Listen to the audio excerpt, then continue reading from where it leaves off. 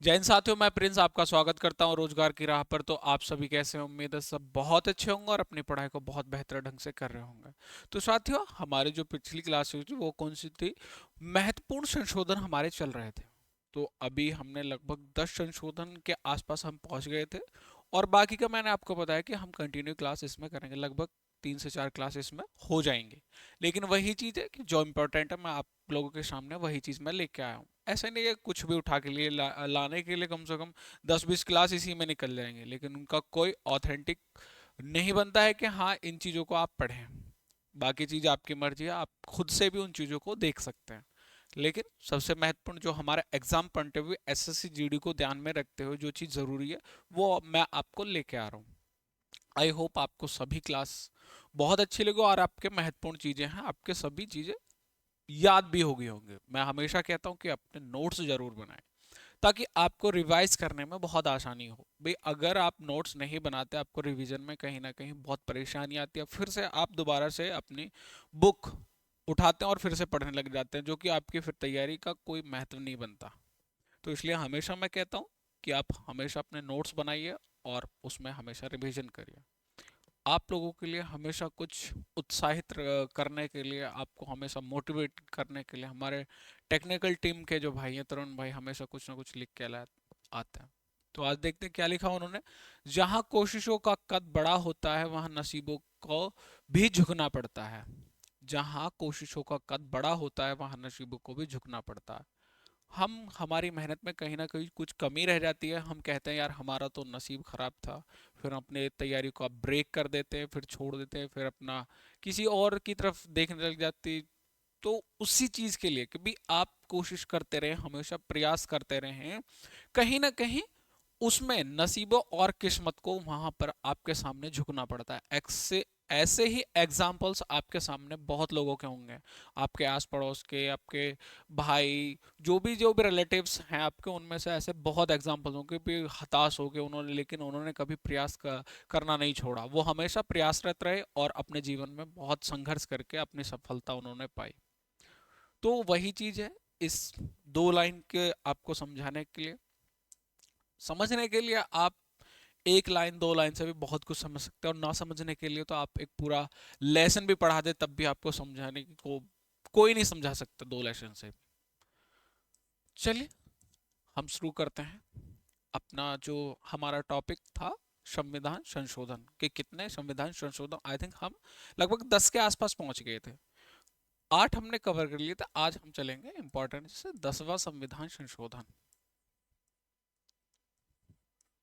संशोधन अधिनियम।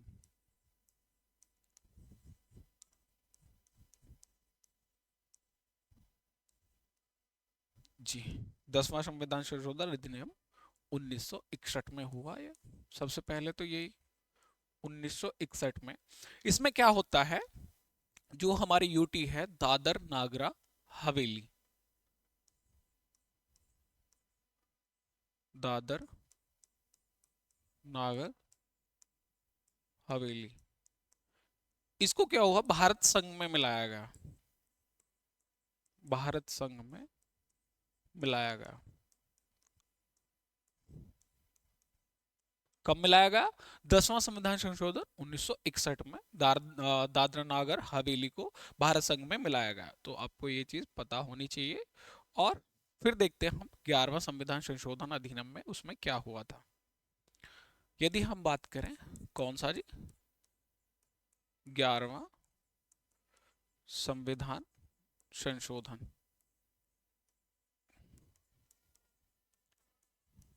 संशोधन किस में हुआ था? तो ये भी 1961 में ही हुआ था। और इसमें क्या था, जैसे उपराष्ट्रपति के लिए क्या था, उपराष्ट्रपति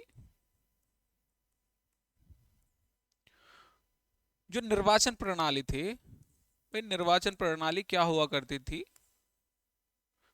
कि पहले इसमें संयुक्त बैठक बैठक हुआ करती थी। क्या हुआ करती थी? संयुक्त बैठक। इसको खत्म कर दिया कि पहले क्या होता था इसमें, संयुक्त बैठक के अनुसार, संयुक्त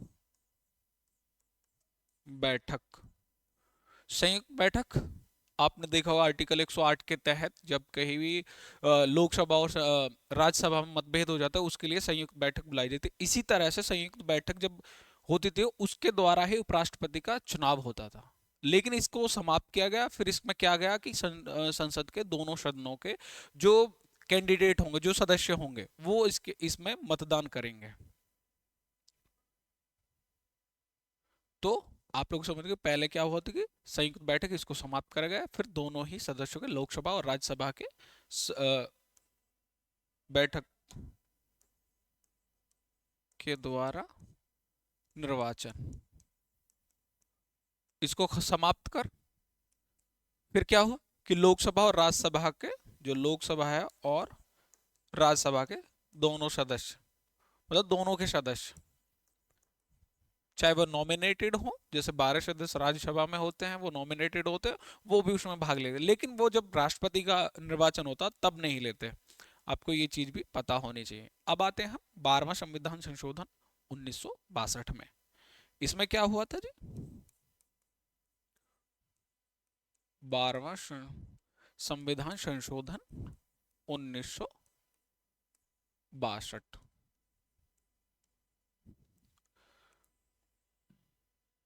इसमें क्या होता है? इसमें होता है दमन, यहां पर लिख देता हूं मैं थोड़ा सा, दमन द्वीप जो था उसको मिलाया गया, दमन द्वीप और वह गोवा को किस में मिलाया गया? तो भारत संघ में। इन दोनों यूटीज को, पहले यूटीज थी उसके बाद में गोवा, इनको राज्य बनाए दिए गए। आज भी दमनदीप क्या है? यूटी है हमारी। तो 12वां संविधान संशोधन 1962 में इन दोनों को भारत संघ में मिलाया गया। इसके बाद में हम बात करें यदि 15वां संविधान संशोधन 1963, थोड़ा स्पीड से चलेंगे हम लोग। 15वां संविधान संशोधन, संशोधन अधिनियम 1963 को, इसमें क्या होता है भाई? ये डेट भी जो इंपॉर्टेंट है, 1963, 15वां संविधान संशोधन 1963 को, जो सन है, जो हाई कोर्ट के हैं, हाई कोर्ट के जज, जो जज होंगे, उनकी पहले जो आयु थी, जो कार्यकाल था, कि भाई 60 वर्ष हुआ करता था। कितना हुआ था? 60 वर्ष। उसको बढ़ा करके कितना कर दिया? 62 वर्ष। कितना कर दिया गया? तो 62 वर्ष। पहले क्या कितनी हुआ करती थी ये 15वें संविधान संशोधन से? उससे पहले कितना हुआ करती थी? तो 60 वर्ष हाई कोर्ट के जो जज हैं। और अधिकतम फिर कितनी करी गई इसके बाद में? 62 वर्ष। तो आप लोग ये चीज याद रखें, इंपॉर्टेंट चीज है ये। और क्या क्या कि हाई कोर्ट का जो रिटायर्ड जज होगा, यानी कि रिटायर्ड जज, जज उसको कार्यकारी जज बनाना, कार्यकारी वो कहते हैं ना, कार्यकारी, जो कार्यकारी जज की नियुक्ति, कार्यकारी जज की नियुक्ति, ये किस में था? ये भी 15वां संविधान संशोधन 1963 में यही करा गया कि कार्यकारी जज की नियुक्ति हो सकती है। किसमें होगी? सीधी सी बात है, सुप्रीम कोर्ट में ही होगी, न्यायाधीश के तौर पर। ठीक है। इसके बाद में अगर हम बात करें कि हाई कोर्ट, नहीं, पहले सुप्रीम कोर्ट लिखते हैं यहाँ, सुप्रीम कोर्ट व हाई कोर्ट के न्यायाधीशों की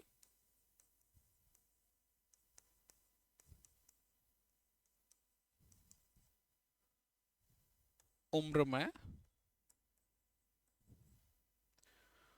प्रक्रिया की व्यवस्था, जैसे यहां बताई 60 वर्ष, और फिर बाद में कितने हैं? 62 वर्ष। और आप मुझे बताइए कि सुप्रीम कोर्ट की जो अधिकतम सीमा है, कितने समय में वो रिटायर होंगे? तो आप लोग मुझे कमेंट करके बताइए, वो आप मुझे कमेंट करके बताइए कि कितना होगा। ठीक है। व्यवस्था ये कब लागू हुई? तो 15वां संविधान संशोधन 1963 को। अब आते हैं हम सीधा 23वां संविधान संशोधन अधिनियम 23वां संशोधन अधिनियम।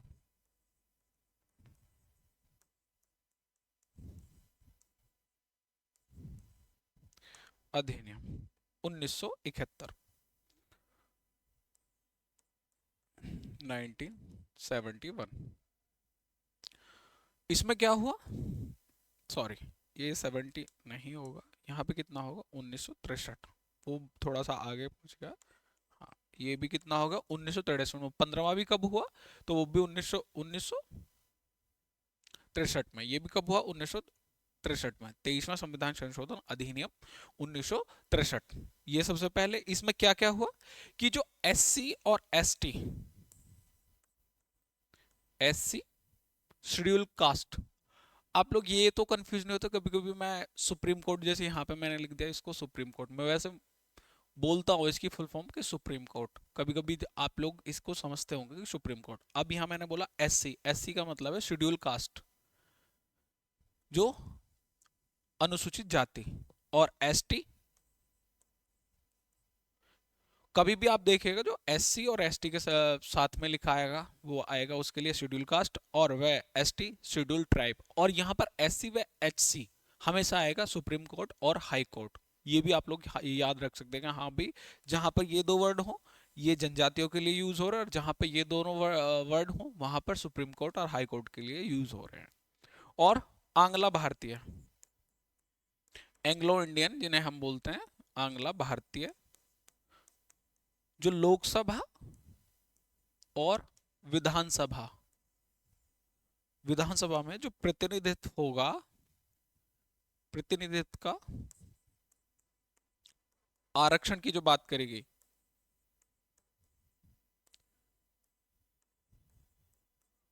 आरक्षण को फिर से 10 वर्ष के लिए बढ़ा दिया। मैंने पीछे कितना बताया था कौन से संविधान संशोधन में, तो 8वां संविधान संशोधन अधिनियम, उसमें बताया था कि कितने वर्ष के लिए बढ़ाएगा, तो 10 वर्ष के लिए कितना हो गया था, तो 1970 तक हो गया था। अभी कितना होगा 1963 में, ये कितना होगा फिर 1980 तक।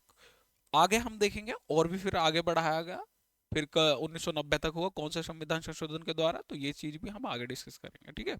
अभी कितना हो गया इसको, इतना 23वां संविधान संशोधन 1963 को इसको बढ़ा के कितना कर दिया गया, तो 1980 तक कर दिया गया। इसके बाद में हम बात करते हैं जी 24वां संविधान संशोधन अधिनियम 1971। यहाँ पे मुझे थोड़ा सा कंफ्यूजन है। 23वां संविधान, हाँ हाँ ये कर लीजिए, ठीक है, कोई दिक्कत नहीं है इसमें। 24वां संविधान संशोधन,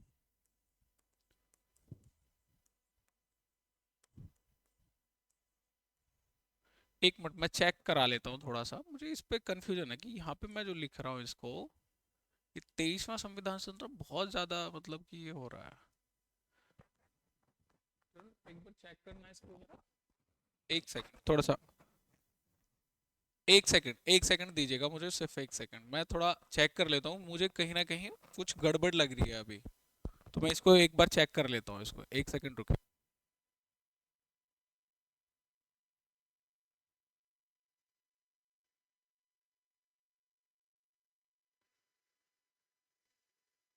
मैंने चेक किया, यहाँ पर थोड़ी सी मिस्टेक हो जाती है। देखिए मिस्टेक हर किसी से हो जाती है कभी कभी, ये नहीं चीज है कि मेरी मुझसे हमेशा ही, कभी कभी गलती हो जाती है थोड़ी बहुत।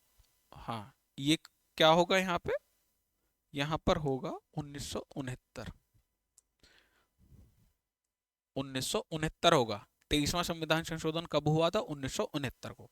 बाकी ये 24वां संविधान संशोधन ये ठीक है, ये कब हुआ था, तो 1971 को।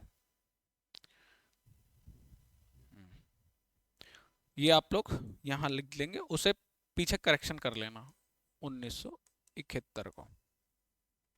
तो इसमें क्या हुआ था, जिसमें संसद को अधिकार मिला, संसद को अधिकार मिला, क्या अधिकार मिला, कि जो हमारे, जो हमारा संविधान है, संविधान है, जो हमारा संविधान में है, उसमें कहीं भी किसी भी हिस्से में संशोधन कर सकती है। इससे पहले क्या था, जैसे फंडामेंटल राइट्स हो गए, इसके लिए बड़ी प्रक्रिया थी कि इसमें संशोधन नहीं हो सकता, मूल ढांचा मैंने आपको पिछली क्लास में बताया था ये चीज। तो संविधान कहीं पर भी संशोधन कर सकती है, पर भी संशोधन कर सकती है। कौन कर सकती है? तो संसद।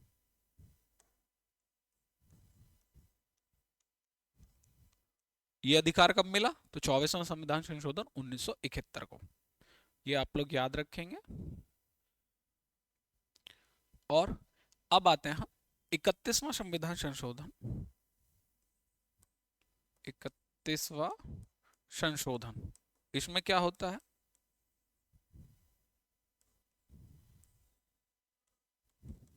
कब हुआ?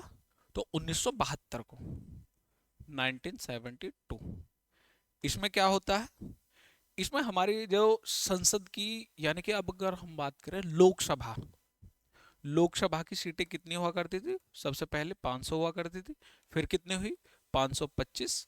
और इस संविधान संशोधन के बाद कितनी होगी? तो इस संविधान संशोधन के बाद कितनी होगी? 545 टोटल सीट। ठीक है, 545 कब हुई? तो 31वां संविधान संशोधन 1972। इसके बाद में, उसके बाद में फिर 500, अभी वर्तमान की समय की बात करें कि 552 है। लेकिन दो जो सीट है हमारी, जो एंग्लो इंडियन की सीट है, उनको समाप्त कर देगा कब? 2019 को। ये भी मैं आपको बताऊंगा। लेकिन वैसे तो है संविधान में कि टोटल सीट्स की बात करें कि 552 ही है। वर्तमान समय में कितनी है? तो 500, मतलब जो जिन पे सदस्य हैं टोटल। तो ये आपको पता होना चाहिए। अब हम बात करते हैं जी किसकी? 38वां संविधान संशोधन। 38वां संशोधन कब हुआ? संशोधन कब हुआ? 1975 को। इसमें क्या हो? सबसे पहले हम बात करते हैं राष्ट्रपति द्वारा आपातकाल तक, आपातकाल की घोषणा। जैसे, एक सेकेंड, जो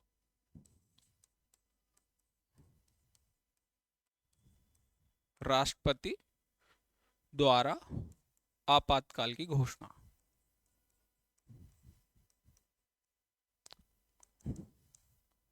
आपातकाल की घोषणा।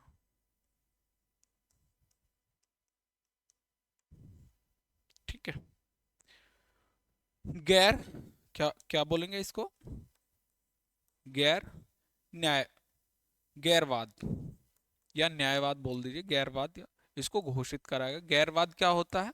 कि आप इसको सुप्रीम कोर्ट में चुनौती नहीं दे सकते या हाई कोर्ट में चुनौती नहीं दे सकते। इसको क्या बता दिया गया? गैरवाद।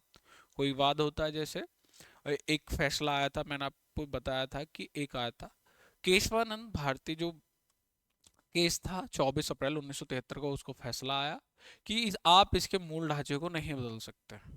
ऐसे ही वाद कि हाँ आप सुप्रीम कोर्ट को, सुप्रीम कोर्ट में उस चीज को चैलेंज कर सकें, आप नहीं कर सकते। किस कब किया था? कि राष्ट्रपति द्वारा जो आपातकाल की घोषणा होगी उसमें गैरवाद होगा, आप सुप्रीम कोर्ट में या हाई कोर्ट में इसको चुनौती नहीं दे सकते। कब हुआ? 38वां संविधान संशोधन अधिनियम 1975 को। और उसमें किसकी सरकार थी? आपको पता ही है, श्रीमती इंदिरा गांधी जी की सरकार। और इमरजेंसी भी उस समय लागू थी। और और क्या था? कि राष्ट्रपति, राष्ट्रपति, राज्यपाल और जो यूटी के प्रशासक,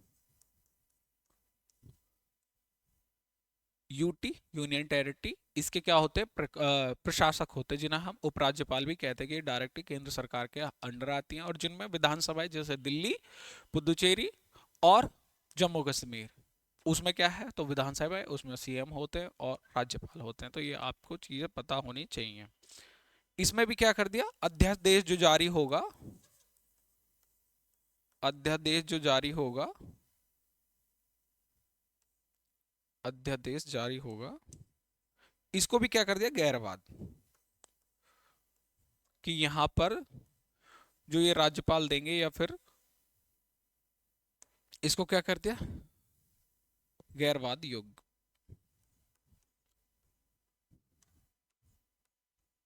गैरवाद आप लोग समझ गए होंगे कि सुप्रीम कोर्ट या हाई कोर्ट में चैलेंज नहीं कर सकते। और ये भी यहाँ पर राष्ट्रपति कोई अध्यादेश या राज्यपाल कोई अध्यादेश जारी कर दे तो आप मुझे बताइए कमेंट करके, अध्यादेश जारी करने की जो शक्ति प्रदान करी गई है वो आर्टिकल कौन कौन से में गए, राज्यपाल को कौन से आर्टिकल के तहत और राष्ट्रपति को कौन से आर्टिकल के तहत, आप मुझे ज़रूर बताइएगा, क्योंकि बहुत अच्छे से हमने ये पढ़ी हैं ये चीज़ें। ठीक है, अब आप बात करते हैं हम किसकी, 39वां संविधान संशोधन।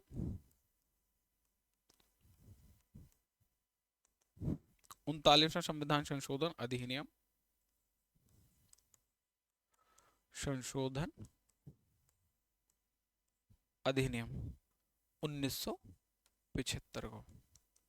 जी, इसमें क्या होता है, जो राष्ट्रपति, उपराष्ट्रपति, राष्ट्रपति, उपराष्ट्रपति और लोकसभा के स्पीकर यानी कि अध्यक्ष, उपराष्ट्रपति व लोकसभा के जो अध्यक्ष होंगे, आप मुझे कमेंट करके बताइए अभी इस समय वर्तमान समय में लोकसभा के स्पीकर कौन है। जो हमारी 18वीं लोकसभा चल रही है उसके अभी वर्तमान समय में कौन स्पीकर है, तो आप मुझे कमेंट करके बताइएगा। और बताइएगा ज़रूर, कहीं ना कहीं ये चीज़ें भूल जाते हैं, कहीं हम कमेंट नहीं करेंगे, इससे क्या होता है आपकी चीज़ें और ज़्यादा याद होती हैं। इनको, इनके जो विवाद होगा किसी भी चीज़ को लेकर, इनके जो निर्वाचन का या फिर संबंधित कोई भी विवाद होगा उसको क्या करा कि न्यायालय के क्षेत्र से बाहर कर दिया। क्या कर दिया, न्यायालय के क्षेत्र से बाहर, बाहर कर दिया। ठीक है, और क्या क्या बोला गया है इसमें कि इनका जो निर्धारण करेगा वो कौन करेगी, संसद, संसद निर्धारण करेगी।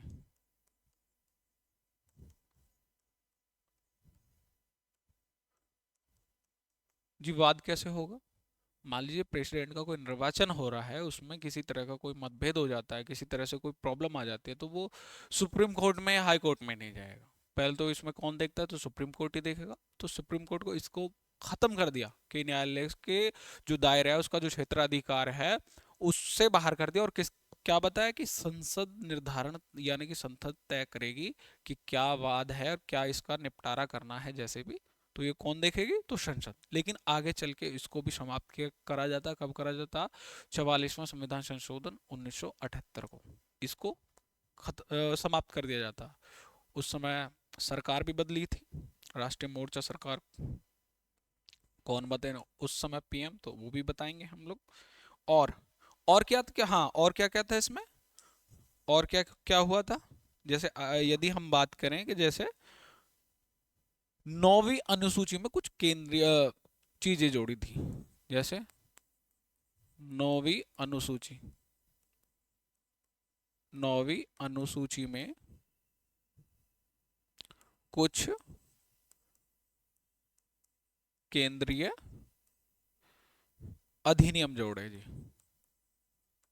अधिनियम भी जोड़े। अब आते हैं हम 40वां संविधान संशोधन, किस पर जी, 40वां संविधान संशोधन।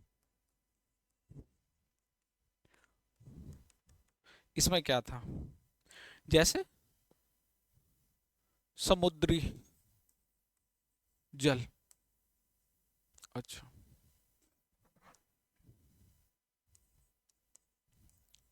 समुद्री जल या महाद्वीपीय,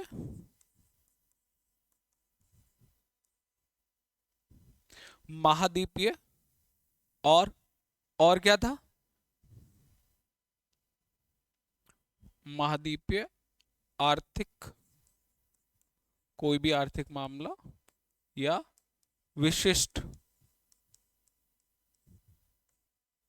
विशिष्ट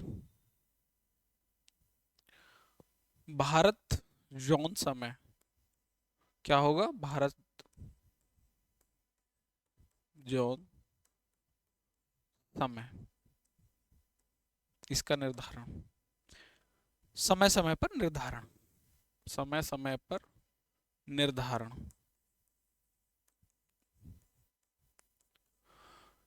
40वां संविधान, जो समुद्री जल सीमा है, महाद्वीप है, आर्थिक स्थिति या फिर विशिष्ट भारत की जो समय समय पर जो होना है, ये सारी चीजें अपडेट होती रहनी चाहिए कि आज कुछ और है, कल कुछ और, तो ये सारी चीजें अपडेट समय समय पर होनी चाहिए। कब किया था? 40वां संविधान संशोधन अधिनियम।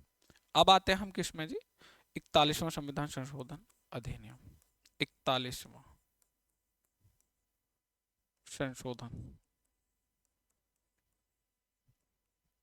संशोधन अधिनियम। इसमें क्या होता है? जो राज्य लोक सेवा व संयुक्त लोक सेवा आयोग, राज्य लोक सेवा और संयुक्त लोक सेवा, संयुक्त लोक सेवा का जो इसके सदस्य होंगे या अध्यक्ष होंगे, सदस्य, इनका टेन्योर कितना कर दिया? जो कार्यकाल, टेन्योर बात करें कि कार्यकाल 60 वर्ष से कितना कर दिया? तो 62 वर्ष कर दिया। इसको समाप्त कर दिया, ये लागू हो गया। पहले कितना हुआ करता था इससे पहले? 41वां, तो 60 वर्ष, उसके बाद में कितना हुआ? 62 वर्ष। तो ये आपको चीजें पता होनी चाहिए। आई थिंक जब हम लोग इसकी संघ लोक सेवा आयोग की बात कर रहे थे उस समय मैंने आपको ये चीजें बताई थी, क्योंकि कहीं ना कहीं टेन्योर बहुत इंपॉर्टेंट होता है। इनकी बात करें कि जो कार्यकाल होता है वो बहुत, उस अभी हाल ही में जो एसएससी सीपीओ की जो परीक्षा हुई उसमें ये चीज़ पूछी गई कि जो संघ लोक सेवा आयोग है उनके सदस्यों की जो अधिकतम एज होती है, एज लिमिट जो होती है वो कितनी होती है, तो आपको कितनी पता होनी चाहिए कि 62 वर्ष होती है अधिकतम। कब करा गया? तो 41वां संविधान संशोधन अधिनियम के द्वारा। आई होप आपको क्लास पसंद आई हो। मैं हमेशा यही कहता हूँ कि लाइक शेयर एंड सब्सक्राइब सबसे लास्ट में, ताकि आपको बीच में कोई कठिनाई ना हो पढ़ने में। हमेशा सबसे पहले प्रायोरिटी किसको दीजिए? पढ़ाई को दीजिए, और उसके बाद में जो मैं आपको बताऊँ उसको भी किया कीजिए। ज़रूर करिए ये सारी चीज़ें, इससे हमें भी मोटिवेशन मिलता और हमें भी पढ़ाने का और जज्बा मिलता। तो मिलते हैं कल नेक्स्ट वीडियो में। धन्यवाद दोस्तों।